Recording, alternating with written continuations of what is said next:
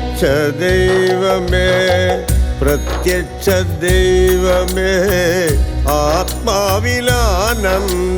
നൽകുന്ന ദൈവമേ.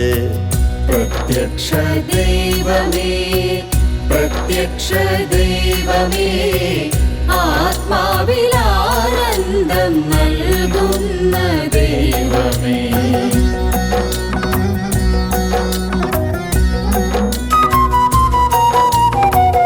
ആദിവിത്തായിട്ടുദിച്ചൊരു ദൈവമേ,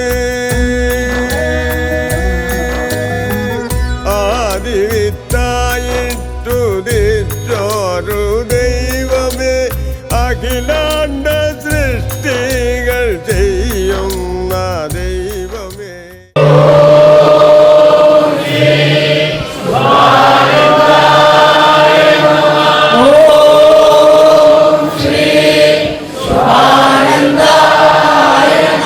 വീണ്ടും ഒരു ഞായറാഴ്ച മകയിരം പക്കനാളുമായി ചേർന്ന് വന്ന ഒരു ഞായറാഴ്ച.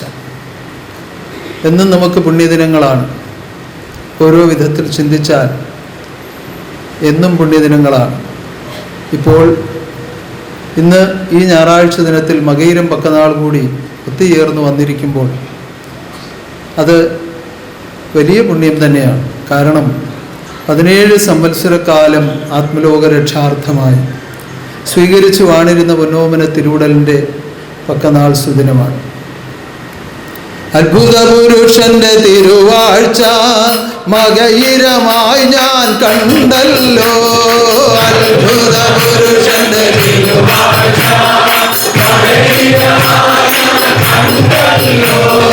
അത്ഭുത പുരുഷന്റെ തിരുവാഴ്ച മകയിരമായി ഞാൻ കണ്ടല്ലോ. അത്ഭുത പുരുഷന്റെ തിരുവാഴ്ച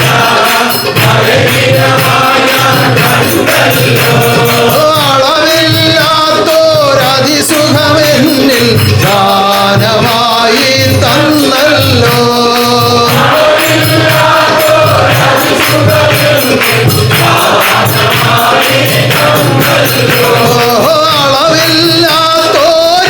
അളവില്ലാത്തോരതിസുഖമെന്നിൽ ദാനമായി തന്നല്ലോ.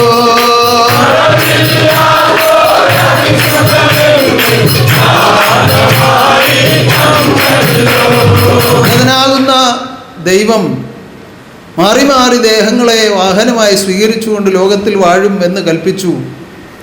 ആദ്യ തിരുവുടലിൽ 69 തിരുവർഷക്കാലം വാണിരുന്ന സന്ദർഭത്തിൽ ആ കൽപ്പന അന്ന് വിശ്വസിക്കാവുന്നവർ വളരെ കുറവായിരുന്നു. കാരണം ദൈവമാണിത് പറയുന്നതെന്ന് പോലും തിരിച്ചറിവില്ലാത്തവരായിരുന്നു കൂടെ ഉണ്ടായിരുന്നത്. എന്നാൽ വളരെ കുറച്ച് ആളുകൾ അത് വിശ്വസിച്ചു, അതിനെ തന്നെ ആശ്രയിച്ചു. അവർ കാത്തിരുന്നു കണ്ണുനീരോടുകൂടി. ആ കാത്തിരിപ്പിന് വിരാമമിട്ടുകൊണ്ട് 12 വർഷങ്ങൾക്ക് ശേഷം ഉന്നതനായ ഉത്രാടത്തിലേക്ക് ഉദയമായി നിന്നുകൊണ്ടാണ് നമ്മൾ ഇന്ന് കാണുന്ന വിധത്തിൽ ഈ ആത്മബോധോദയ സംഘത്തെ രൂപപ്പെടുത്തി ഈ സ്ഥാപനവും ഇതിനോടനുബന്ധമായി നിൽക്കുന്ന പല കാര്യങ്ങളും വളർത്തി നമുക്കായി പ്രദാനം ചെയ്തു. കൂട്ടം കൂട്ടമായി ജനങ്ങൾ അന്വേഷിച്ചെത്തി ആശ്രയിക്കുന്ന ഒരവസ്ഥയിലേക്ക് ഖഡ്ഗ്യവതാര വാഴ്ചയെ ലോകത്തിലേക്ക് പരിചയപ്പെടുത്തിക്കൊണ്ടാണ് ആത്മനാഥൻ ഉത്രാടത്തിൽ ആനന്ദ നടനമാടിയത്. ആ തിരുവാഴ്ചയുടെ ജന്മശതാബ്ദി ആഘോഷം നമ്മൾ സർവജ്ഞാനോത്സവമായി ഗംഭീരമായ ഇന്നുവരെ ആത്മബോധോദയ സംഘം കണ്ടിട്ടില്ലാത്ത വിധത്തിൽ എല്ലാം ഒരുക്കി ജഗദീശ്വരൻ നമുക്ക് ദാനം ചെയ്തു മഹാകാരുണ്യത്താൽ. അതിൻ്റെ ആ സർവജ്ഞാനോത്സവം എന്ന നാമം കേൾക്കുമ്പോൾ തന്നെ നമുക്ക് ഉള്ളിൽ ഒരു പ്രത്യേക കുളിർമയാണ് ഏവർക്കും ഉണ്ടാകുന്നത്.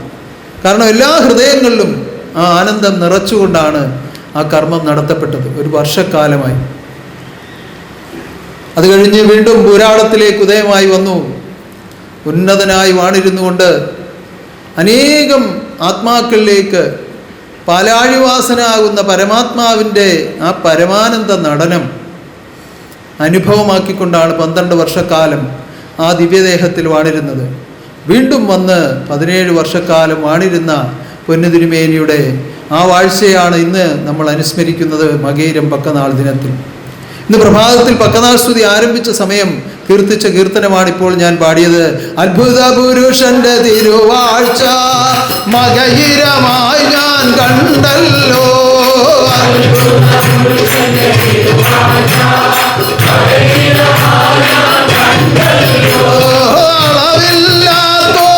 അളവില്ലാത്തോരതിസുഖമെന്നിൽ ദാനമായി തന്നല്ലോ.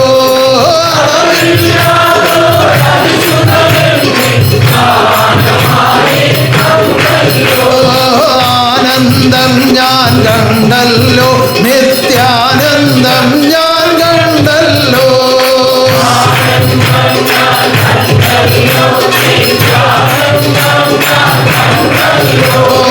ആനന്ദം ഞാൻ കണ്ടല്ലോ, നിത്യാനന്ദം ഞാൻ കണ്ടല്ലോ. ആനന്ദം ഞാൻ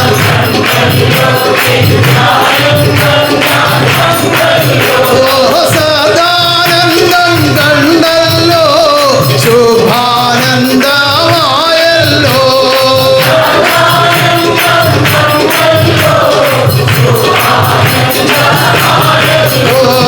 ആനന്ദം ഞാൻ കണ്ടല്ലോ, നിത്യാനന്ദം ഞാൻ കണ്ടല്ലോ. ആനന്ദം ഞാൻ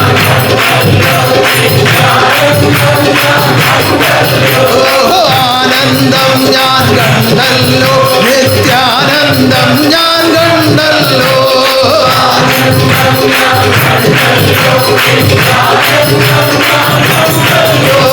സദാനന്ദം കണ്ടല്ലോ, ശുഭാനന്ദമായല്ലോ.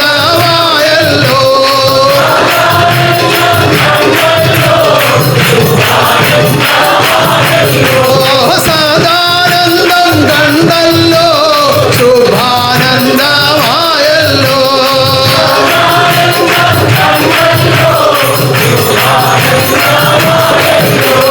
അങ്ങനെ ആനന്ദവും നിത്യാനന്ദവും പരമാനന്ദവും സദാനന്ദവും ശുഭാനന്ദവും ഒക്കെ കളി ആടിക്കൊണ്ട് 17 വർഷമാണ് ആ പൊന്നു തിരുമേനിയിൽ മഹാശക്തി എഴുന്നള്ളി വാണിരുന്നത്. ആ പക്കനാൾ ദിനം കൂടി ഒത്തുചേർന്ന് വന്നിരിക്കുന്ന ഈ സുദിനത്തിൽ ഇന്നിപ്പോൾ കൊല്ലം ശാഖാശ്രമത്തിലെ വാർഷിക ആഘോഷങ്ങൾ കഴിഞ്ഞ് ആ ആനന്ദത്തിൽ അവിടെ നിന്നും ഭക്തന്മാരും സന്യാസ പരമ്പരകളും എത്തിച്ചേർന്നിട്ടുണ്ട് ഈ ആരാധനയിൽ.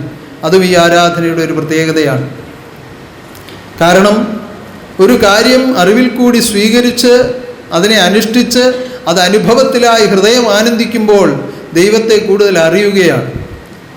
ആ ആനന്ദാവസ്ഥയിൽ വന്ന ഒരു ആരാധന വീണ്ടും പങ്കെടുക്കുമ്പോൾ ആ ആനന്ദം വർദ്ധിതമാവുകയാണ്. അപ്പോൾ ആരാധനയ്ക്ക് അതിൻ്റേതായ സുഖവും ബലവും ആത്മാവിൽ തന്നെ അനുഭവമാകുവാൻ കഴിയും. അങ്ങനെയാണ് ഇത് കൂടുതൽ കൂടുതൽ അറിയുവാൻ ഇടയാകുന്നത്. അല്ലാതെ ഒരിടത്തിരുന്ന് വായിച്ചു പഠിച്ചാൽ ശിവാനന്ദാദർശം പഠിക്കാൻ പറ്റുന്നതല്ല. ഒരാളിൽ നിന്ന് കേട്ടറിഞ്ഞാൽ ശിവാനന്ദാദർശം പഠിക്കാൻ പറ്റുന്നതല്ല. എന്നാൽ ഇനി ആരും പറയണ്ട, ആരും പഠിപ്പിക്കേണ്ട, അങ്ങനെയാണോ? അല്ല, പഠിക്കണം, അറിയണം. പക്ഷേ അവനവൻ്റെ ജീവിതം കൊണ്ട് ഇത് സ്വായത്തമാക്കിയെങ്കിൽ മാത്രമേ ആദർശ പുരുഷനെ അകതാരിൽ കണ്ടുകൊണ്ട് ആദർശം എന്താണെന്ന് അറിഞ്ഞ് ലോകത്തിൽ ജീവിക്കുവാൻ സാധ്യമാവുകയുള്ളൂ. അതിനുവേണ്ടിയാണ് അറിവറ്റ അറിവും മനസ്സറ്റ കർമ്മവും വ്യവസ്ഥപ്പെടുത്തിക്കൊണ്ട് ശുഭാനന്ദ ആദർശം ആത്മബോധോദയ സംഘം ലോകത്തിൽ പ്രവർത്തിപ്പിച്ചു കൊണ്ടിരിക്കുന്നത്. അപ്രകാരം പ്രവർത്തിപ്പിക്കുന്ന പുണ്യപുരുഷൻ അത്ഭുത കർമ്മങ്ങൾ അനേകം ലോകത്തിൽ നടത്തിയിട്ടുണ്ട്. എന്നാൽ ഒരു സിദ്ധി പോലെ ഈ അത്ഭുത കർമ്മങ്ങൾ നടത്തുവാൻ ഇനി തീരുമാനിക്കുന്നില്ല. അവരവരുടെ കർമ്മം കൊണ്ട് വേണം ഓരോന്നും സാധ്യമാക്കുവാനെന്ന് മുന്നമേ അറിയിച്ചു. പല വിധത്തിലുള്ള കാര്യങ്ങൾ ആ വിധത്തിൽ നിയമം കൊടുത്ത് രക്ഷ ചെയ്തിട്ടുണ്ട്. അപ്രകാരം ഒരു രക്ഷാ വഴി അനുഭവമായ ഒരു കുടുംബം ഇന്ന് നമ്മുടെ ഈ ആരാധനയിൽ പങ്കെടുക്കുന്നുണ്ട്. നമ്മുടെ ഈ ബ്രഹ്മാനന്ദ സ്വാമിയുടെ ഇപ്പോൾ ഉള്ള നമ്മുടെ ബ്രഹ്മാനന്ദ സ്വാമിയുടെ അനുജൻ ഗോപാലകൃഷ്ണൻ ഭക്തൻ്റെ മകൾ പ്രിയങ്കയും ഭർത്താവും കൂടി ഇവിടെ വന്ന് ആശ്രയിച്ചു. അവരുടെ മകൻ, അന്നൊരു കുഞ്ഞേ ഉണ്ടായിരുന്നുള്ളൂ, ആ കുഞ്ഞിന് ഹൃദയ സംബന്ധമായ അസുഖമാണ്. അത് വളരെയേറെ ക്രിട്ടിക്കലായ ഒരു അവസ്ഥയിലാണ് ഇവിടെ വന്ന് ആശ്രയിക്കുന്നത്. അതിന് വേണ്ടുന്ന ഉപദേശങ്ങളെ സ്വീകരിച്ചുകൊണ്ട് നേർച്ചകളും കാഴ്ചകളും ഒക്കെ സമർപ്പിച്ച് പ്രാർത്ഥനകൾ കുടുംബാരാധനകൾ തന്നെ പ്രത്യേകം നടത്തി അവരാശ്രയിച്ച് പ്രാർത്ഥിച്ചു. ഇപ്പോൾ ആ കുഞ്ഞിന് യാതൊരു അസുഖവുമില്ല. ഓപ്പറേഷൻ പോലും മാറ്റിവെച്ചുകൊണ്ട് ഉന്നതമായ നിലയിൽ ഭഗവാൻ അതിനെ വീണ്ടെടുത്ത് നിലനിർത്തിയിരിക്കുകയാണ്. അതിൻ്റെ നന്ദിയായിട്ടാണ് ഇന്നത്തെ അന്നദാനവും ഈ അൻപലിയും എല്ലാം നടത്തിയിരിക്കുന്നത്. കുറവുകൾ ഒഴിപ്പാനും വളർത്താനും വളരാനും കുറവുകൾ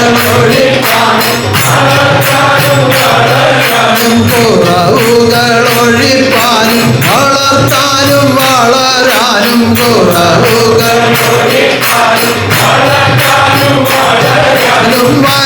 വലിയവനൊരുവൻ താൻ കൂടെ വാഴുന്നു.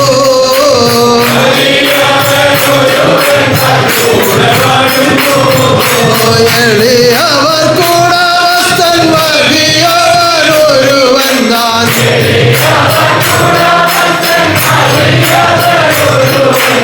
എളിയവർ കൂടവസ്ഥൻ വലിയവനൊരുവൻ താൻ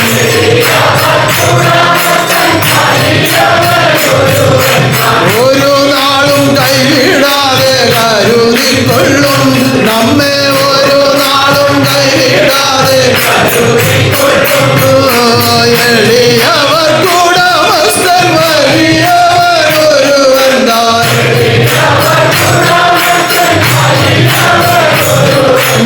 ഒരു നാളും കൈവിടാതെ കരുതിക്കൊള്ളും നമ്മെ, ഒരു നാളും കൈവിടാതെ നമ്മെ, ഒരു നാളും കൈവിടാതെ കരുതിക്കൊള്ളും.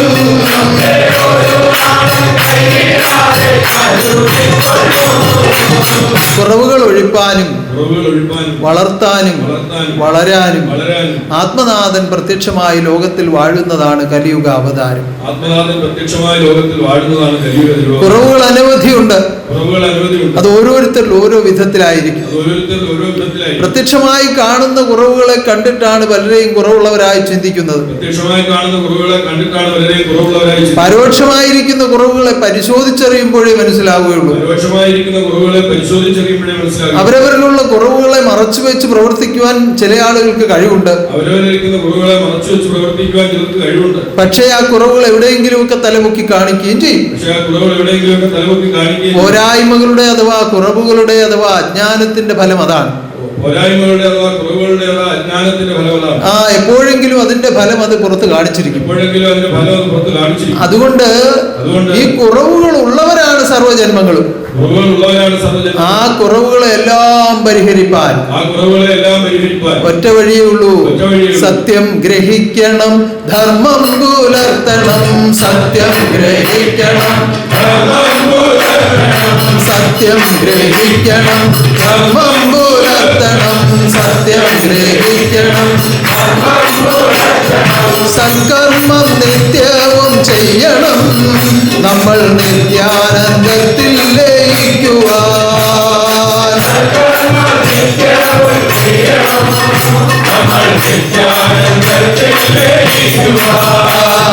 സത്യം ഗ്രഹിക്കണം, ധർമ്മം പുലർത്തണം. സത്യം ഗ്രഹിക്കണം, സൽക്കർമ്മം നിത്യവും ചെയ്യണം. നമ്മൾ നിത്യാനന്ദത്തിൽ ലയിക്കുവാൻ.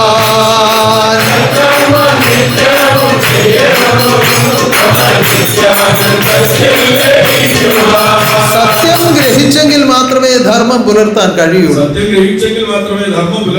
എന്തുകൊണ്ട്? സത്യത്തെ അനുസരിച്ചുള്ള കർമ്മമാണ് ധർമ്മം. അല്ലെങ്കിൽ സത്യത്തെ അടിസ്ഥാനപ്പെടുത്തിയുള്ള കർമ്മമാണ് ധർമ്മം. അതാണ് ആ ധർമ്മം ചെയ്യണമെങ്കിൽ സത്യം ഗ്രഹിച്ചെങ്കിലേ പറ്റൂ.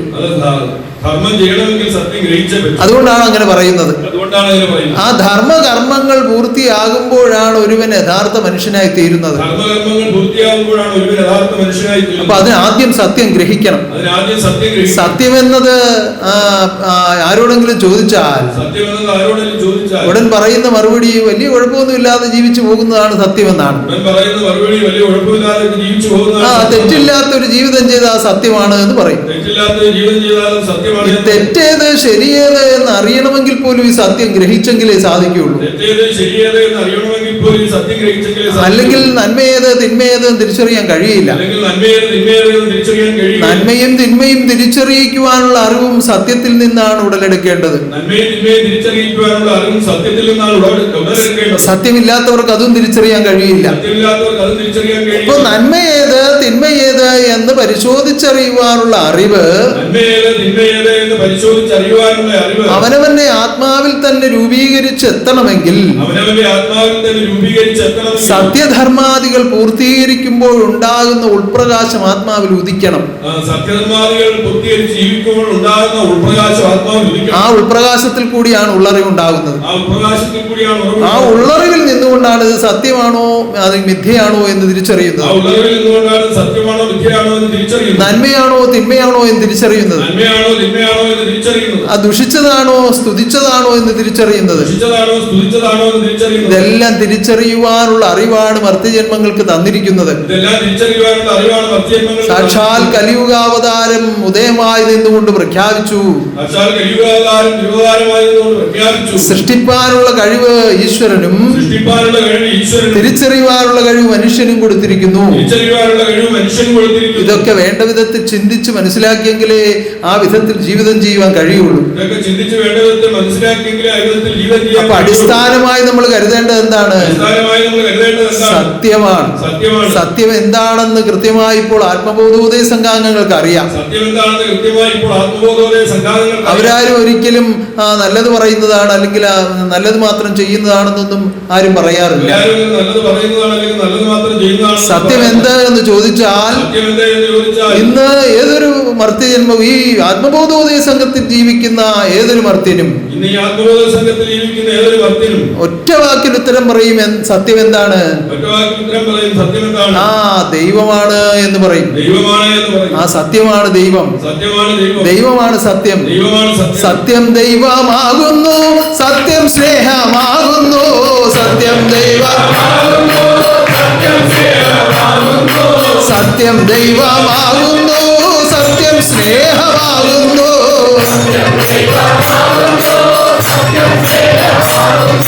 സത്യം ദൈവമാകുന്നു. സത്യം സ്നേഹമാകുന്നു.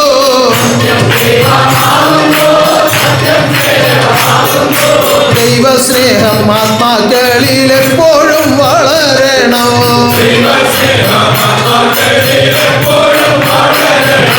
സത്യം ദൈവമാകുന്നു. സത്യം സ്നേഹമാകുന്നു.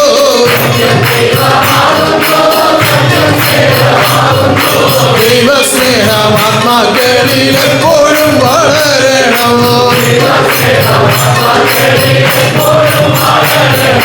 ദൈവസ്നേഹം ആത്മാക്കളിൽ എപ്പോഴും വളരണോ.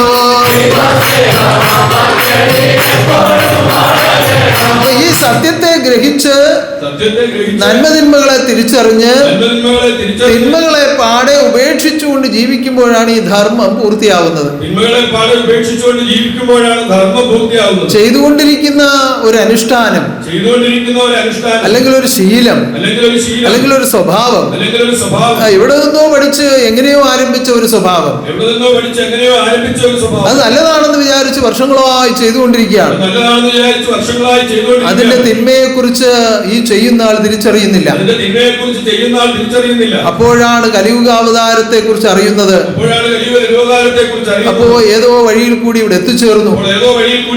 അപ്പോൾ ഉള്ളറിവായി നിൽക്കുന്ന ഉത്സരൂപൻ തന്റെ ആത്മഹൃദയത്തെ പ്രകാശിപ്പിച്ച് ആത്മജ്ഞാനം കൊടുത്തു.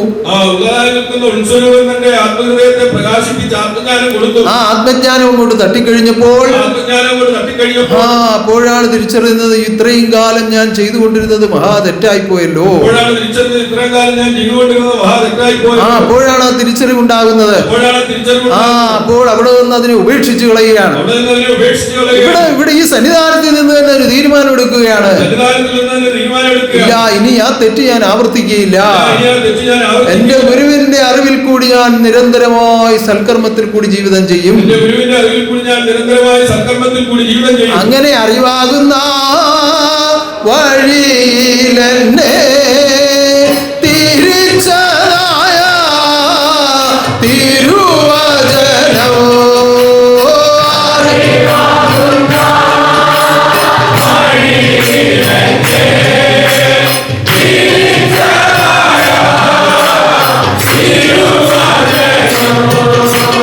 എപ്പോഴും കേൾക്കുകയും പാടുകയും ഒക്കെ ചെയ്തുകൊണ്ടിരിക്കുകയാണ് എല്ലാവരും. എപ്പോഴും കേൾക്കുകയും പാടുകയും ഒക്കെ ചെയ്തുകൊണ്ടിരിക്കുകയാണ് എല്ലാവരും. പക്ഷേ പലരും ഇപ്പോഴും പഴയ ശീലങ്ങളൊന്നും മാറ്റാതെ കൊണ്ടു നടക്കുന്നവരുമുണ്ട്. പലരും ഇപ്പോഴും പഴയ ശീലങ്ങളൊന്നും മാറ്റാതെ കൊണ്ടു നടക്കുന്നവരുണ്ട്. നല്ലതാണെന്ന് കരുതിയാ പലതും കൊണ്ടു നടക്കുന്നത്. നല്ലതാണെന്ന് കരുതിയാണ് പലതും കൊണ്ടു നടക്കുന്നത്. വീണ്ടും വീണ്ടും നമ്മൾ പരിശോധിക്കണം. വീണ്ടും വീണ്ടും നമ്മൾ ഇപ്പോൾ തന്നെ ഈ ജന്മാന്തര ജ്ഞാനോപദേശം പഠിച്ച് വർഷങ്ങളായത് ധ്യാനിക്കുന്നവർ, ഇപ്പോൾ തന്നെ ജന്മാന്തര ജ്ഞാനോപദേശം പഠിച്ചത് വർഷങ്ങളായി ധ്യാനിക്കുന്നവർ പലരും വരുമ്പോൾ ഞാൻ പറയാറുണ്ട്, വല്ലപ്പോഴും ഒരു അറിവുള്ളവരുടെ അടുത്ത് ഒന്നുകൊണ്ടൊന്ന് പരിശോധിച്ച് നോക്കുന്നത് നല്ലതാണ്. കാരണം ഈ നിരന്തരമായി പറയുമ്പോൾ എന്തെങ്കിലും ഒരു അക്ഷരം എവിടെയെങ്കിലും വിട്ടുപോയാൽ അതിൻ്റെതായ ശക്തി അതിന് കുറയും. കാരണം അതിന്റെ ഓരോ അക്ഷരങ്ങളും സർവജ്ഞാനമാണ്. അതിനൊരു വിടവ് വരുത്തിയാൽ അത് വളരെയേറെ ദോഷം ചെയ്യുന്നതാണ്. അതിൽ നിന്നൊരു അക്ഷരം പോലും മാറ്റാതെ അത് ഉരുവിട്ടെങ്കിലേ അതിന്റെ ശക്തി ആത്മാവിൽ ഭവിക്കുകയുള്ളൂ. അപ്പൊ അതിനുവേണ്ടി ഞാൻ പറയാറുണ്ട്, വല്ലപ്പോഴും ഒന്ന് അറിയാവുന്നവരടുത്ത് ഒന്ന് പരിശോധിക്കുക, ഒന്ന് കേട്ടു നോക്കിയാട്ടെ എന്റെ തെറ്റെന്തെങ്കിലും ഉണ്ടോ, രഹസ്യമായിട്ട് എവിടെയെങ്കിലും ഇരുന്ന് ഒന്ന് കേട്ടു നോക്കിയാൽ ഒരു തെറ്റുമില്ല. അപ്പൊ കേൾക്കുന്ന ആള് പറയില്ല കുഴപ്പമൊന്നുമില്ല എന്ന് പറഞ്ഞ സമാധാനം. അല്ല, ഈ പറഞ്ഞതിനകത്തൊരു ചെറിയ മിസ്റ്റേക്ക് ഉണ്ട്, അത് തിരുത്തി അങ്ങ് പറഞ്ഞാട്ടെ എന്ന് പറഞ്ഞാൽ അത് തിരുത്തി സ്വീകരിച്ച് അത് തുടർന്ന് കൊണ്ടുപോകണം. ഇങ്ങനെ അപ്പോഴപ്പോഴുള്ള കാര്യങ്ങളെ പരിശോധിച്ചറിഞ്ഞ് കുറവുകൾ നികത്തി ജീവിക്കുവാനുള്ള പരിശീലനമാണ് ആത്മബോധോദയ സംഘാംഗങ്ങൾക്ക് വേണ്ടത്.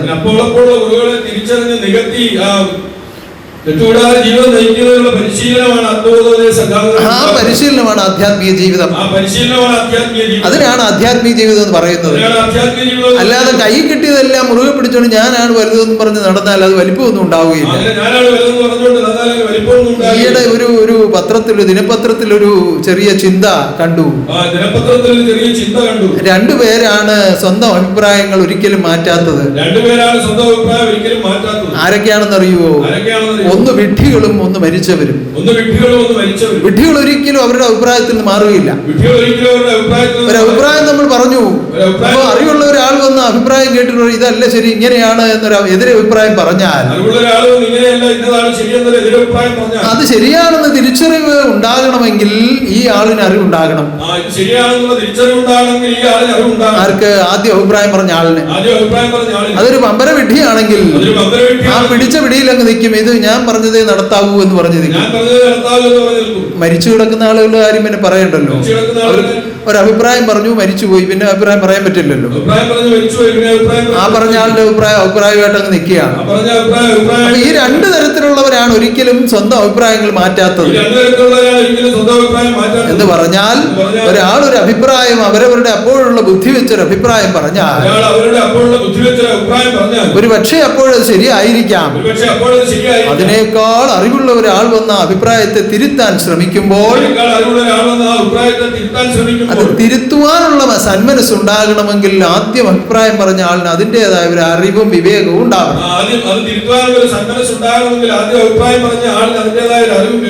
എന്ന് പറഞ്ഞാൽ അപ്പോഴപ്പോഴുള്ള പോരായ്മകളെ പരിഹരിച്ച് മുന്നോട്ട് പോകുവാനുള്ള ഒരു അറിവുണ്ടാകണം എന്നാണ് ഈ പറഞ്ഞതിന്റെ അർത്ഥം. എന്നാൽ ഇപ്പൊ അങ്ങനെയല്ല പല ആളുകളുടെയും ചിന്താഗതി. ഞാൻ 50 വർഷമായി ശുഭാനന്ദാശ്രമത്തിലെ അംഗമാണ്, ഞാൻ കലിയുഗം കേട്ടയാളാണ്, ഞാൻ ശുഭാനന്ദ ഗുരുദേവന്റെ തലമുറയിൽപ്പെട്ട ആളുകളാണ്, ഞങ്ങൾ അങ്ങനെയുള്ളവരാണ് ഇങ്ങനെയുള്ളവരാണെന്നൊക്കെ ഇങ്ങനെ മഹത്വം പറയുന്ന ചില ആളുകളുണ്ട്. അങ്ങനെ പറയുന്നവർക്ക് ഒരിക്കലും സ്വന്തം കുറവുകളെ പരിഹരിച്ച് മുന്നോട്ട് പോകാനുള്ള പ്രാപ്തി ഉണ്ടാവുകയില്ല. ഈ മാനാഭിമാനങ്ങളും ആ വിധത്തിലുള്ള കാര്യങ്ങളും ഒക്കെ മാറ്റിവെച്ചിട്ട് ഞാനായിട്ടൊന്നുമില്ലേ എനിക്കായിട്ടൊന്നുമില്ലേ ഭഗവാൻ അല്ലാതെ ഒന്നും എനിക്കായി കാണുന്നില്ലേ എന്ന അറിവിൽ കൂടി ജീവിതം ചെയ്യുവാൻ ഓരോ മർത്യനും കഴിയണം. അപ്പോൾ ആരുടെയും അഭിപ്രായം സ്വീകരിക്കാൻ കഴിയും. അപ്പോൾ ആരുടെയോ അഭിപ്രായം സ്വീകരിക്കാൻ കഴിയും. എങ്ങനെയുള്ള അഭിപ്രായം? വഴിയെ പോകുന്നവരെന്തെങ്കിലും ആവശ്യമില്ലാത്ത കാര്യം പറയുന്നതല്ല.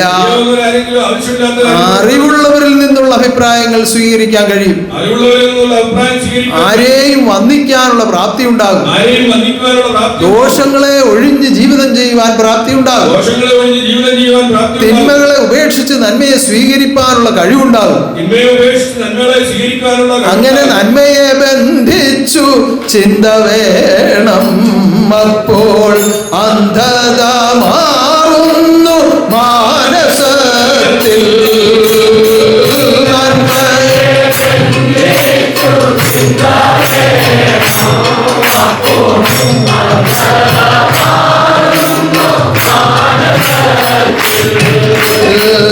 നന്മയെ ബന്ധിച്ചു ചിന്ത വേണം, അപ്പോൾ അന്ധത മാറുന്നു മാനസത്തിൽ.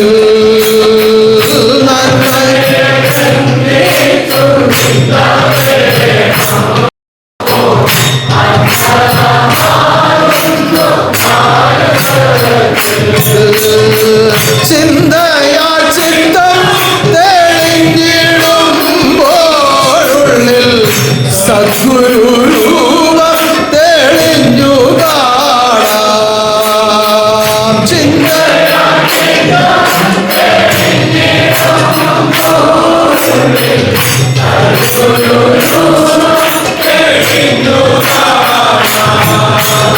അങ്ങനെ ഒരു ചെറിയ പ്രശ്നം ഇതിനകത്ത് ഇരിപ്പുണ്ട്. ഏത് പ്രശ്നം? ഇപ്പൊ ഈ പാടിയതിനകത്ത് എന്തെങ്കിലും പ്രശ്നമുണ്ടോ? ഉണ്ടോ? ഇപ്പൊ ഈ പാടിയ പാട്ടിൽ ഒരു ചെറിയ പ്രശ്നമുണ്ട് എന്ന് ഞാൻ പറഞ്ഞു. അങ്ങനെ എന്തെങ്കിലും പ്രശ്നമുള്ളതായിട്ട് നിങ്ങൾക്ക് തോന്നുന്നുണ്ടോ? ഭഗവാന്റെ പാട്ടിനകത്ത് അങ്ങനെ ഒരു പ്രശ്നമുണ്ടോ? അല്ലേ? ഇല്ല. എന്തെങ്കിലും പ്രശ്നമുണ്ടോ? എന്നാ ഉണ്ട്. എന്താ പ്രശ്നം? ചിന്തയാൽ ചിത്തം തെളിഞ്ഞിടാതെ സദ്ഗുരു രൂപം കാണാൻ കഴിയില്ല. അതൊരു പ്രശ്നമല്ലേ? കാണണമെന്ന് ആഗ്രഹമില്ലാത്ത ആരെങ്കിലും ഉണ്ടോ? ഗുരുരൂപം കാണണമെന്ന് ആഗ്രഹമില്ലാത്ത ആരെങ്കിലും ഉണ്ടോ? കൈമുക്കാം. എല്ലാവർക്കും കാണണം. അപ്പൊ ഇതൊരു പ്രശ്നമല്ലേ? ആണോ? ഇപ്പൊ പറയുന്നത് വല്ലതും ആണെന്ന്. ആദ്യം അല്ലെന്ന് പറഞ്ഞതാണ്. ആദ്യം പ്രശ്നമില്ലെന്ന് പറഞ്ഞവർ ഇപ്പൊ ആണെന്ന് പറയുന്നുണ്ട്. അതൊരു പ്രശ്നമാണ്. എങ്ങനെയുള്ളവർക്ക്? ചിത്തശുദ്ധി ഇല്ലാത്തവർക്ക്. ചിത്തം തെളിഞ്ഞു കഴിഞ്ഞാൽ പിന്നെ പ്രശ്നം വല്ലതും ഉണ്ടോ? ചിത്തം തെളിഞ്ഞാൽ ഇതിന് തെളിയുന്നത് തന്നെ ആ പ്രകാശം കൊണ്ടാണ്. ഏത് പ്രകാശം കൊണ്ട്? ചിത്തസ്വരൂപനാകുന്ന ഗുരുവിന്റെ സൽപ്രകാശത്തിലൂടെയാണ് ചിത്തം തെളിയുന്നത്. ചിത്തം തെളിയുവാനുള്ള ജ്ഞാനമാണ് താൻ തെളിയിക്കുന്നത്. ആ ജ്ഞാനം എന്ന് പറയുന്നത് തന്നെ പ്രകാശമാണ്. ജ്ഞാനം ഗ്രഹിച്ചു തുടങ്ങുമ്പോൾ തന്നെ പ്രകാശം ഉള്ളിലേക്ക് കടക്കുകയാണ്. ആ പ്രകാശം വർദ്ധിതമായി വരുമ്പോൾ ചിത്തം അങ്ങ് പൂർണ്ണമായും തെളിയും. പൂർണ്ണമായും തെളിഞ്ഞു കഴിയുമ്പോൾ പിന്നെ ആരെ കാണാം? ആ സദ്ഗുരു രൂപം അവതാരിൽ കാണാം. കണ്ടേ ഞാൻ എൻ ഗുരു രൂപം.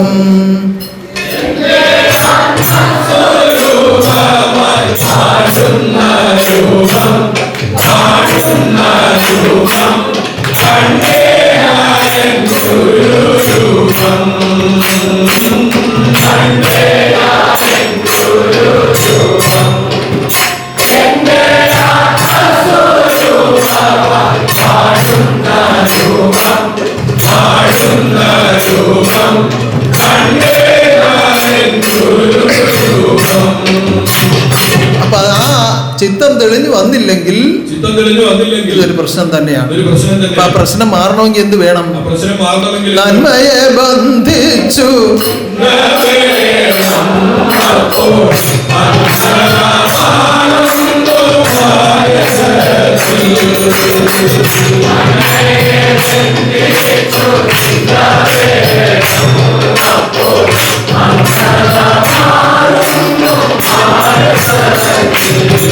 ചിന്തിക്കുന്നത് ഒരുപാട് കാര്യങ്ങൾ നമുക്ക് ചിന്തിക്കാൻ പറ്റും. ചിന്തിക്കുന്നത് ഒരുപാട് കാര്യങ്ങൾ നമുക്ക് ചിന്തിക്കാൻ, നന്മയും ചിന്തിക്കാൻ പറ്റും, തിന്മയും ചിന്തിക്കാൻ പറ്റും. നന്മയും ചിന്തിക്കാൻ പറ്റും, തിന്മയും ഇത് ചിന്തിക്കാൻ. രണ്ടും ചിന്തിക്കത്തക്ക വിധത്തിലാണ് മനസ്സിനെ നിർമ്മിച്ചിരിക്കുന്നത്. രണ്ടും ചിന്തിക്കത്തക്ക വിധത്തിലാണ് മനസ്സിനെ നിർമ്മിച്ചിരിക്കുന്നത്. പക്ഷേ ഇതിൽ ഏത് ചിന്തിക്കണമെന്ന് ആര് തീരുമാനിക്കണം?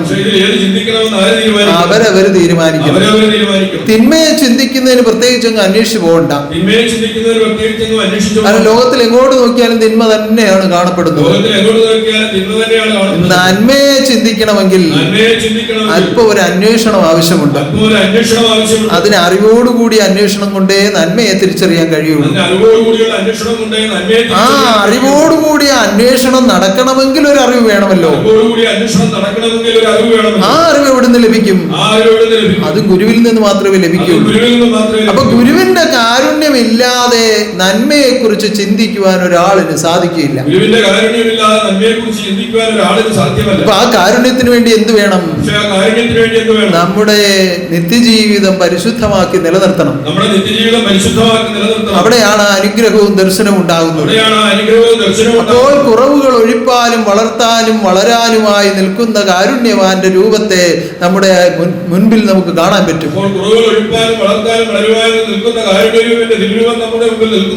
ആ അങ്ങനെ കാണാൻ പറ്റും. ആ കാഴ്ചയിൽ കൂടി അനേകം അറിവുകൾ നമുക്ക് ലഭിക്കും. അല്ലാതെയുള്ളവർക്ക് ഒരു മനുഷ്യൻ ഇങ്ങനെ വേഷമൊക്കെ കെട്ടി കിരീടമൊക്കെ വെച്ച് വലിയ സ്വർണ്ണമാലയൊക്കെ ഇട്ട് ഇവിടെ വന്ന് എന്തൊക്കെയോ പറയുന്നു, എന്തൊക്കെയോ പാടുന്നു എന്ന് മാത്രമേ തോന്നുകയുള്ളൂ. എന്നാൽ ഈ അറിവിൽ കൂടി ജീവിതം ചെയ്ത് നിയമജീവിതം ചെയ്ത് ശുദ്ധഹൃദയന്മാർക്ക് ആ പരമഗുരുവിന്റെ രൂപത്തെ അങ്ങനെ മർത്യാകൃതിയിൽ കാണുവാനുള്ള ഭാഗ്യമാണ് ഉണ്ടാകുന്നത്. ബാലാഴിവാസ പരമാനന്ദ പരഹൃദയേ വാഴും പരമാത്മാ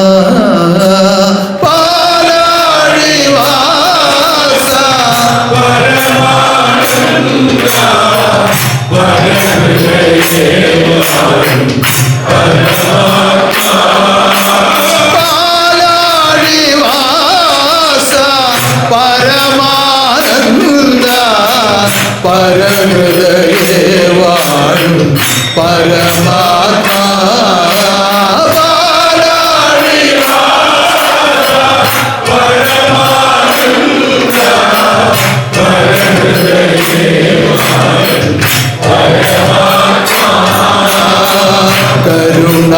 കരുണാനിധിയേ കനിയണമെന്നും ഭക്തന്മാരിൽ വാഴണമേ.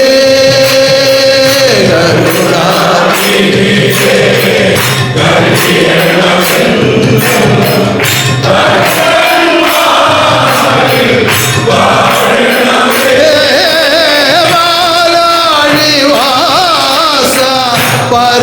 പരമാനന്ദ പരഹൃദയേ വാഴും പരമാത്മാ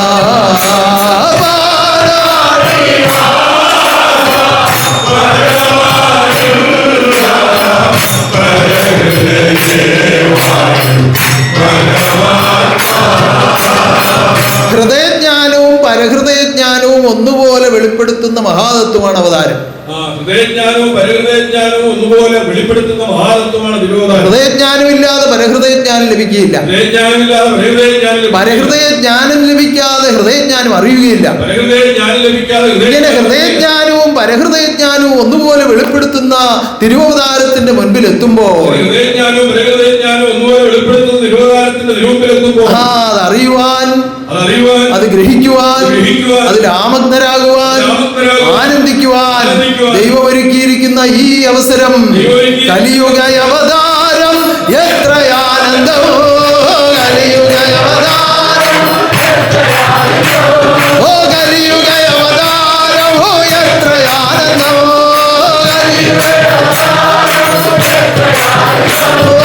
ആരാഞ്ഞറിയുന്നവർക്കു ആനന്ദം തന്നെ.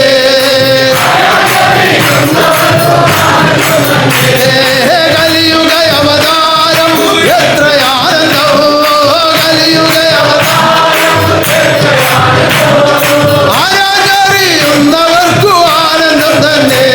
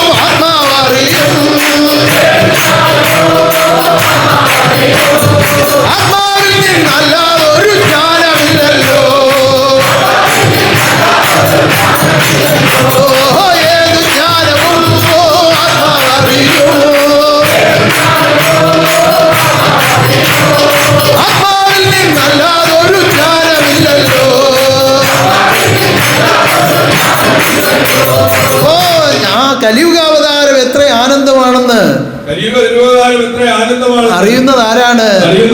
ആരാഞ്ഞറിയുന്നവരാണ്. അങ്ങനെ വഴിപോക്കർക്കൊന്നും അനുഭവമാകുന്നതല്ലിത്. ആത്മാവിലൊരു അന്വേഷണം ജന്മജന്മാന്തരമായുള്ളവർ. ജന്മിയാകുന്ന ഗുരു എവിടെ? ഉടമസ്ഥൻ എവിടെ? പരമാത്മാവ് എവിടെ? പരലോകനാഥൻ എവിടെ? പരമാനന്ദ രൂപൻ എവിടെ? പാലാഴി വാസൻ എവിടെ? പരഹൃദയ ജ്ഞാനി എവിടെ? കരുണാനിധി എവിടെ? പ്രാണനാഥൻ എവിടെ എന്ന് അന്വേഷിക്കുന്നവർക്ക്, ആരാഞ്ഞറിയുന്നവർക്ക് കലിയുഗ അവതാരം എത്ര ആനന്ദം! കലിയുഗ അവതാരം ആരാഞ്ഞറിയുന്നവർക്കു ആനന്ദം തന്നെ. അങ്ങനെ ആരാഞ്ഞറിഞ്ഞ് ആനന്ദം അനുഭവിക്കുവാൻ കാത്തു നിൽക്കുന്ന എന്റെ മനോഹരങ്ങളെ, അവതാരവിധ ലോകത്തിൽ സംഭവമായിരിക്കുന്നു. അജ്ഞാന സംഹാരം ആരംഭിച്ചിരിക്കുന്നു. ധർമ്മയുദ്ധം ആരംഭിച്ചിരിക്കുന്നു. അജ്ഞാന സംഹാരത്തിനുള്ള ദിവ്യമായ മഹാവിജ്ഞാനത്തെ, ആ തിരുഹൃദയ സ്വർഗമാകുന്ന നിഷ്കളങ്ക ജ്ഞാനത്തെ ആ പരന്മാരിലേക്ക് പ്രകാശിപ്പിച്ചു തുടങ്ങിയിരിക്കുന്നു. കേട്ടുകൊള്ളുക, ഗ്രഹിച്ചുകൊള്ളുക, ചിന്തിച്ചുകൊള്ളുക, ജീവിച്ചുകൊള്ളുക, പരമാനന്ദം അകതാരിൽ വെച്ച് അനുഭവിച്ചുകൊള്ളുക. എന്തുകൊണ്ട്? നിന്റെ ആത്മാവ് എന്റെ സ്വന്തമാണ്. നിന്റെ ആത്മാവ് എന്റെ സ്വന്തമാണ്. ആ സ്വന്തമായ ആത്മാവ് അന്യമായി പോകുന്നത് കണ്ടുകൊണ്ടാണ് ഈ ലോകത്തിലേക്ക് ഒരു ആത്മാവായി ഞാൻ വന്നു നിൽക്കുന്നത്. ആ ആത്മനാഥനെ അറിഞ്ഞ് ആരാധിക്കുവാൻ നിങ്ങൾക്ക് സാധ്യമായാൽ, കുറവുകളെല്ലാം ഒഴിഞ്ഞ്, പോരായ്മകളെല്ലാം ഒഴിഞ്ഞ്, ദുഃഖങ്ങളെല്ലാം ഒഴിഞ്ഞ്, അന്ധകാരങ്ങൾ ഒഴിഞ്ഞ്, അജ്ഞാനങ്ങൾ അകന്ന് ആത്മനാഥനോടൊത്ത് ആരാധിച്ച് ആനന്ദിക്കാം. അപ്രകാരം ആനന്ദിക്കുവാൻ ഈ ലോക ജീവിത കർമ്മങ്ങളിൽ നിങ്ങൾക്ക് അവസരങ്ങൾ കുറവാണെന്ന് കണ്ടുകൊണ്ട് ഇതാ സ്വർഗീയമായ നിയമങ്ങളെ ലോകത്തിലേക്ക് അവതരിപ്പിച്ചിരിക്കുന്നു. അനേകം നിയമങ്ങൾ നിയമിച്ചിരിക്കുന്നു, വ്യവസ്ഥപ്പെടുത്തി ഉറപ്പിച്ചിരിക്കുന്നു. നിങ്ങളത് സ്വീകരിക്കുന്നത് അനുസരിച്ചാണ് നിങ്ങൾക്ക് അതിന്റെ ഗുണമുണ്ടാകുന്നത്. ആ വിധത്തിൽ ഈ ലോകത്തിലേക്ക് അവതരിപ്പിച്ച് നിലനിർത്തിയിരിക്കുന്ന 12 വെള്ളിയാഴ്ച വ്രതം ഈ പ്രാവശ്യം ഇതാ 10 വെള്ളിയാഴ്ച കടന്നിരിക്കുകയാണ്. ഈ വെള്ളിയാഴ്ച വ്രതം ആരംഭിക്കുന്നതിന് മുൻപുണ്ടായിരുന്ന ഹൃദയ നിലവാരം അല്ല ഇപ്പോൾ നിങ്ങൾക്കുള്ളത്.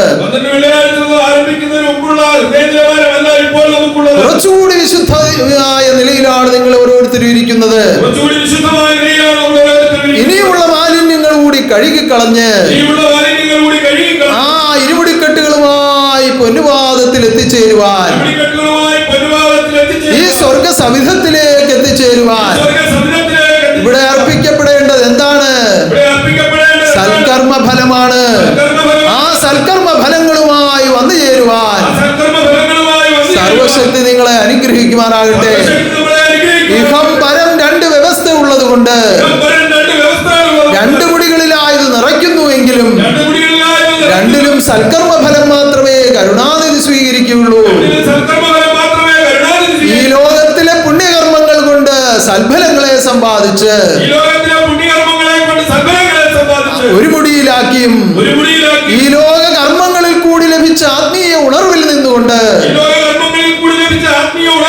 ആത്മനാഥൻ തന്ന അറിവിൽ കൂടി ജീവിതം ചെയ്ത് അവിടെ നിന്ന് ലഭിച്ച സൽക്കർമ്മ ഫലങ്ങളും അത് മറ്റു മുടിയിലാക്കി അങ്ങനെ ഇരുമുടികളും തലയിലേറ്റിക്കൊണ്ട് നിങ്ങൾ അണിയണിയായി വന്നു ചേരുമ്പോൾ സർവ്വതും സ്വീകരിച്ച് നിങ്ങളെ ആനന്ദിപ്പിക്കാൻ, സർവ്വതും സ്വീകരിച്ച് നിങ്ങളെ ആനന്ദിപ്പിക്കാൻ, സർവ്വതും സ്വീകരിച്ച് നിങ്ങളെ ആനന്ദിപ്പിക്കാൻ ഇതാ സർവേശ്വരൻ എഴുന്നള്ളി വാഴുന്നു. ശുഭാനന്ദ നമോശക്തി പ്രത്യക്ഷമായി വാഴുന്നു, വാഴുന്നു, വാഴുന്നു. ശുഭാനന്ദൻ ആത്മലോകത്തിന്റെ രക്ഷയ്ക്കായി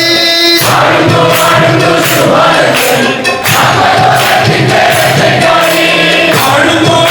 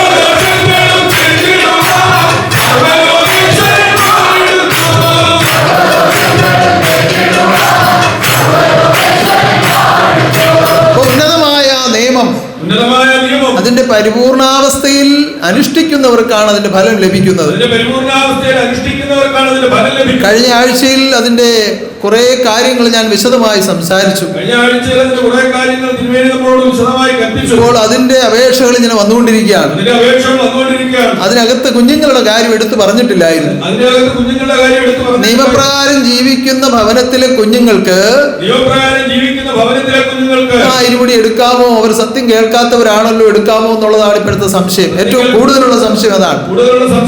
ആ കുഞ്ഞുങ്ങൾക്ക് കെട്ടെടുക്കാമോ? തീർച്ചയായും എടുക്കാം.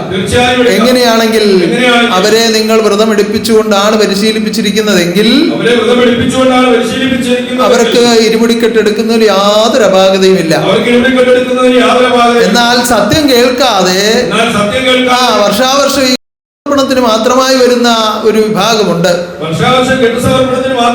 അറിയാതെ വന്നു ചേരുന്നവർ വരട്ടെ, അല്ലാതുള്ള നമ്മുടെ ഇതുമായിട്ട് ഇടപെട്ട് ഈ കാര്യങ്ങൾ അറിയാവുന്നവർ അവരവരുടെ ദോഷങ്ങളും ദുഃഖങ്ങളും പരിഹരിച്ച് രക്ഷപ്രാപിക്കുവാൻ വേണ്ടി പലപ്പോഴും നേർച്ചകൾ അർപ്പിക്കുകയും ഫലം കാണുകയും ചെയ്തിട്ടുള്ളവർ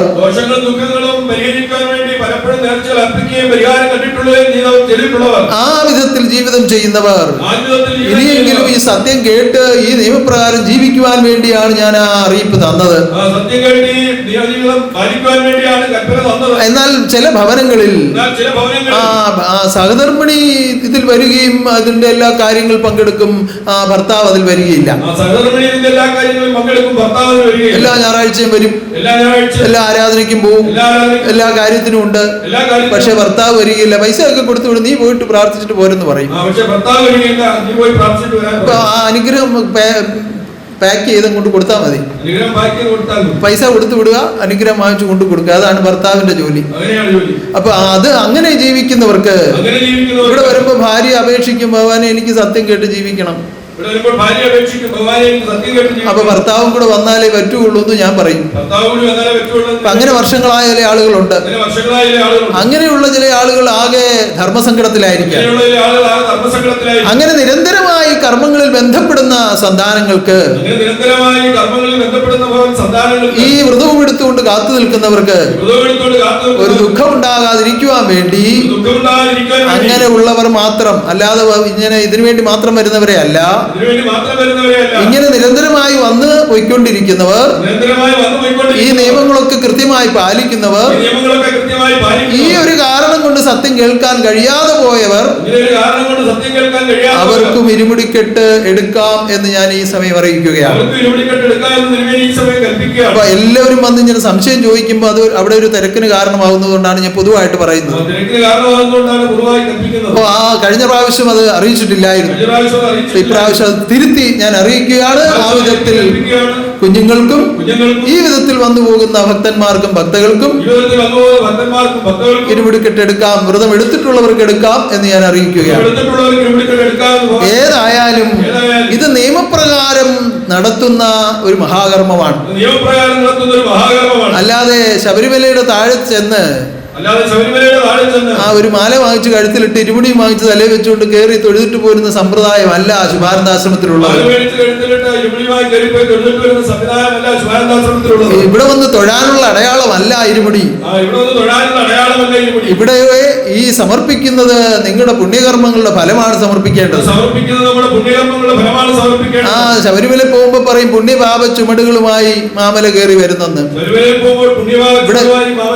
ഇവിടെ അങ്ങനെയല്ല. ഇഹലോക കർമ്മ ഫലവും പരലോക കർമ്മ ഫലവുമാണ് ഭഗവാങ്കൽ അർപ്പിക്കുന്നത്. ഇത് ഒന്നിച്ചാണ് നമ്മൾ കെട്ടിമുറുക്കുന്നത്.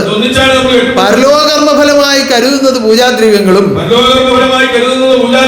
ഈ ലോകമാകുന്ന ശരീരത്തിന് ആവശ്യമായ അരിയും തേങ്ങയും മറ്റു മുടിയിലുമായിട്ടാണ് നമ്മൾ കരുതുന്നത്.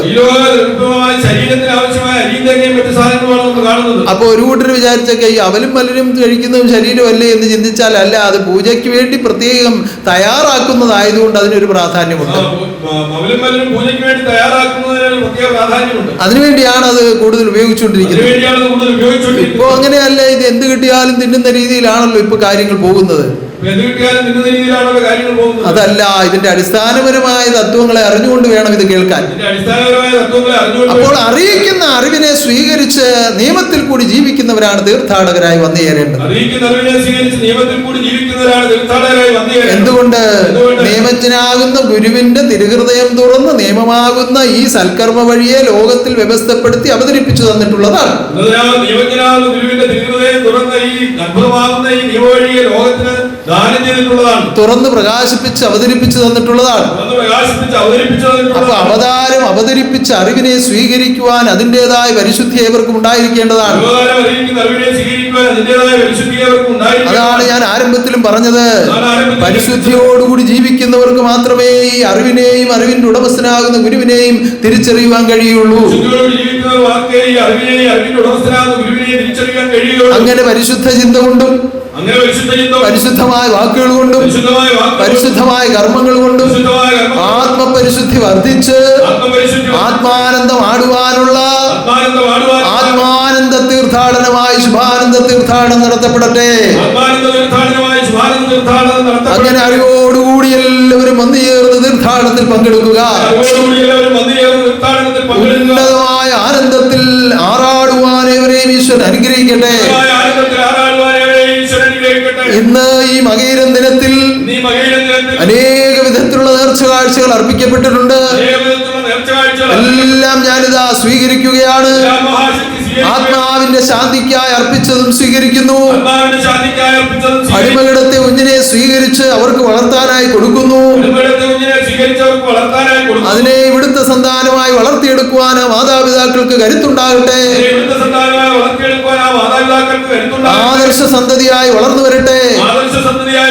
ഉന്നതനാകുന്ന ഗുരുവിന്റെ ഈ സത്യാദർശത്തെ സ്വീകരിച്ച് ഈ ആദർശത്തിൽ കൂടി ജീവിക്കുവാൻ തീരുമാനിച്ച ഇന്നേ ദിവസം സത്യം കേട്ട ഓമന സന്താനങ്ങൾ സത്യധർമാദികളിലൂടെ ജീവിതം ചെയ്ത് ഉന്നതമായ പരമഭാഗ്യം അനുഭവിക്കുവാൻ ഇടയാകട്ടെ. ഉന്നതനാകുന്ന ദൈവത്തെ മാത്രം ആശ്രയിച്ച് നിഷ്കളങ്ക ഭക്തിയോടുകൂടി ജീവിതം ചെയ്ത എറണാകുളം സ്വദേശിയായ എന്റെ രഘുഭക്തൻ കഴിഞ്ഞ ദിവസം കടന്നുപോയി. ആത്മബോധോദയ സംഘത്തിൽ ഇതിനു മുമ്പ് ഉണ്ടായിട്ടില്ലാത്ത വിധം എന്റെ പാദത്തിലേക്ക് വന്ന് നമസ്കരിച്ചുകൊണ്ടാണ് ആത്മാവ് വിട്ടുപോയിരിക്കുന്നത്. ആ സങ്കടങ്ങളെ ഉണർത്തിച്ച് പാദ നമസ്കാരം ചെയ്യുമ്പോഴാണ് ആത്മാവ് വിട്ടുപോയത്. എല്ലാവരും ആഗ്രഹിക്കുന്ന എന്താണ്? ജീവിതാനന്തരം ഭഗവത്പാദത്തിൽ പോകണമെന്നാണ്. അങ്ങനെ ആ അക്ഷരാർത്ഥത്തിൽ അത് സംഭവിച്ചിരിക്കുകയാണ്. ആ വിധത്തിൽ കടന്നു നിൽക്കുന്ന ആത്മാവിന് ശാന്തിക്കായി പ്രാർത്ഥിക്കുന്നു. ആ കുടുംബത്തെ എപ്പോഴും ശാന്തിയിൽ നിലനിർത്തുമാറാകട്ടെ. ഉന്നതനാകുന്ന ദൈവത്തിന്റെ അത്ഭുതമായി വാഴ്ച ആത്മലോകത്തിന് അനുഭവപ്പെടുവാൻ തക്ക വിധത്തിൽ ഈ സന്നിധാനത്തിന്റെ മുൻപിലായി മഹാഗോപുരം ഉയർന്നു വന്നുകൊണ്ടിരിക്കുകയാണ്. ഉന്നതമായ ഗോപുരത്തിന്റെ പൂർത്തീകരണം കാണുവാൻ എല്ലാ സന്താനങ്ങളും ആഗ്രഹിക്കുകയും പ്രാർത്ഥിക്കുകയും ചെയ്യുന്നു. ആ പ്രാർത്ഥനകൾ വീണ്ടും തുടരുക. ആ ഉന്നതമായത് പൂർത്തീകരിച്ച് സർവപ്രാർത്ഥനകളും സ്വീകരിച്ച് സർവശക്തിയുടെ തൃക്കരങ്ങളാൽ അത് ഉദ്ഘാടനം ചെയ്ത് നിങ്ങൾക്കായി ദാനം ചെയ്യട്ടെ. ആ ഉന്നതമായ മഹാഗോപുരത്തെ ഈ ആരാധനയുടെ ആരംഭത്തിൽ ഞാൻ പറഞ്ഞതുപോലെ ദേവീദേവന്മാരുടെയും ദൂതപരമ്പരകളുടെയും ത്രിമൂർത്തികളുടെയും അഷ്ടലക്ഷ്മിമാരുടെയും യക്ഷകിന്നരന്മാരുടെയും നാഗലോകത്തിന്റെയും ദൂതലോകത്തിന്റെയും ഭൂതഗണങ്ങളുടെയും എല്ലാം ഇരിപ്പിടമായ ഒരു മഹാഗൗരവമാണ് ഉയർന്നു വരുന്നത്. അതിൽ ആചാര്യന്മാർക്ക് പ്രത്യേക സ്ഥാനമുണ്ട്. അവതാരങ്ങൾക്ക് പ്രത്യേക സ്ഥാനമുണ്ട്. അതുപോലെ ഈ സന്നിധാനത്തിൽ ഈ തിരുവതാരകർമ്മം ആരംഭിച്ച സമയം മുതൽ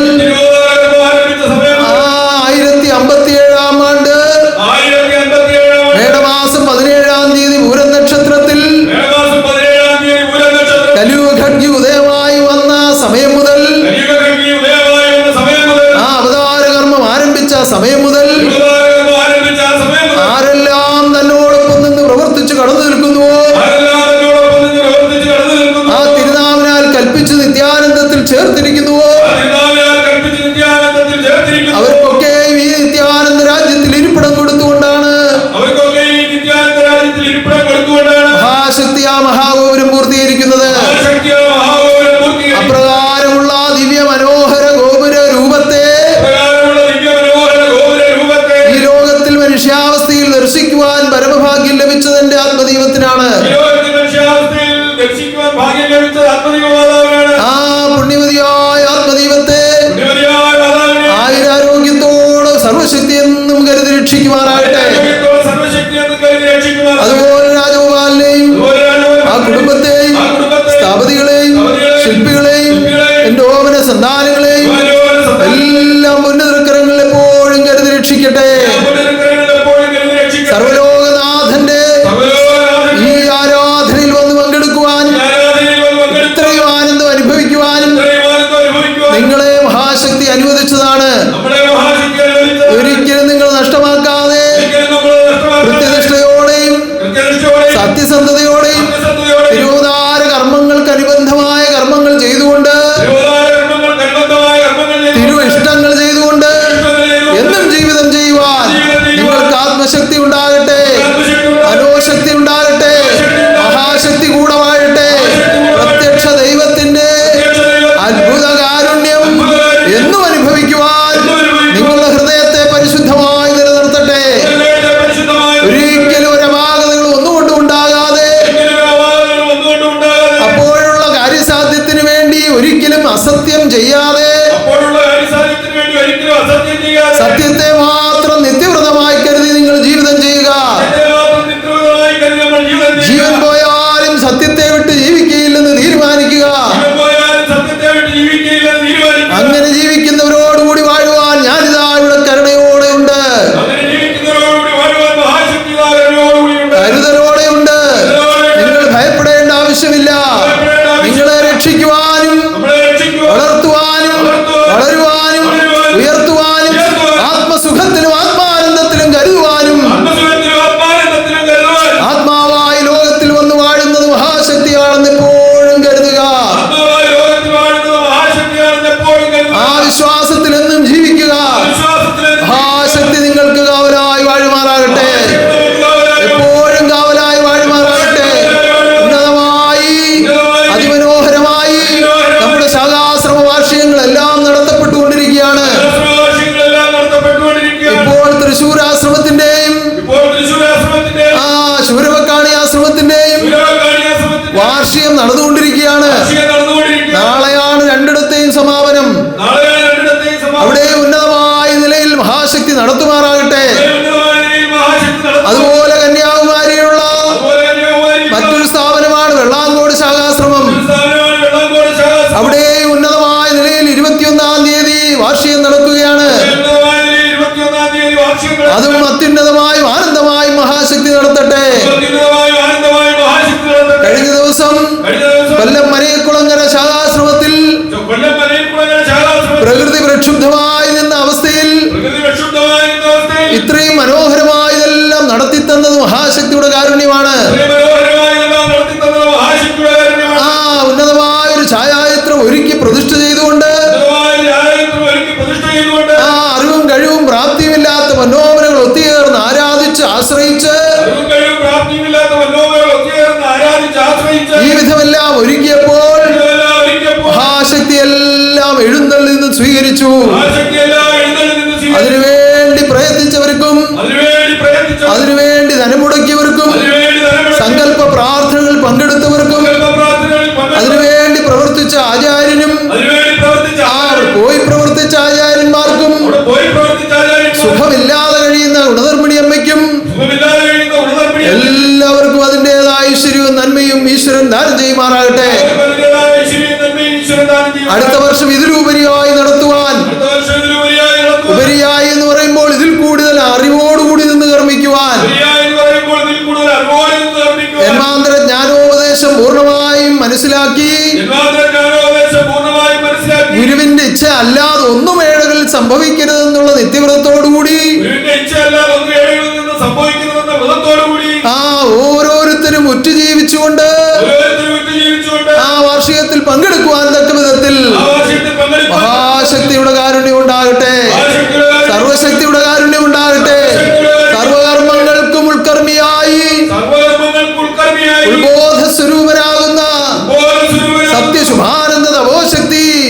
ശുഭാനന്ദ ഘോഷം എന്നും പ്രത്യക്ഷമാ